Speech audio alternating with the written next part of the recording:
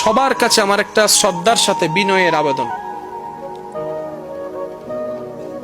আমি কখনো এভাবে বলিনি, আজকে আপনাদের কাছে বলছি।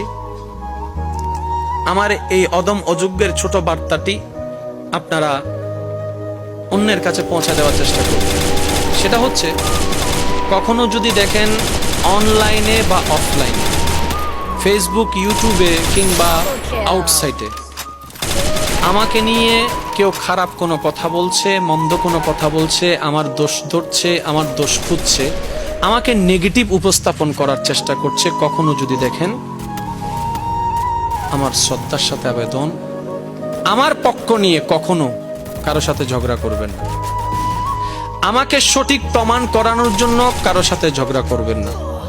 আমাকে সঠিক প্রমাণ করার জন্য কাউকে মনে আঘাত দিবেন না।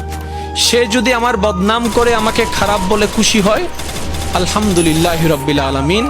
আমার ভাই যদি খুশি হয় আমাকে মন্দ বলে, আমিও খুশি হতে রাজি আছি, আলহামদুলিল্লাহ।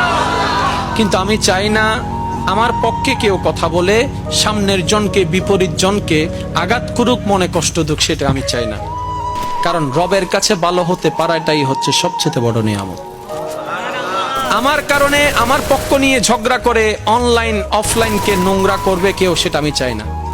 তাই আমি সবার কাছে একদম হাত জোর করে অনুরোধ করছি, হাত জোর করে, আমার পক্ষ নিয়ে কখনো কেউ কথা বলবেন না।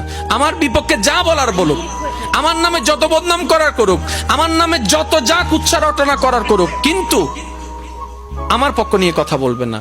উনি যদি আমার বিপক্ষে বলে শান্তি হয়, আলহামদুলিল্লাহ, আমি মনকে এতটুকু বুঝ দিব, ইয়া রব, এই অশান্তিময় সময়ে আমার বদনাম কারো মনের শান্তির কারণ হয়েছে।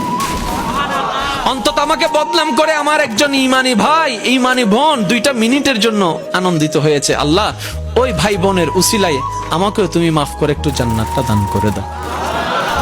আল্লাহর ওয়াস্তে আমার এই একটা আবদার আপনারা সবার কাছে পৌঁছায় দিবেন।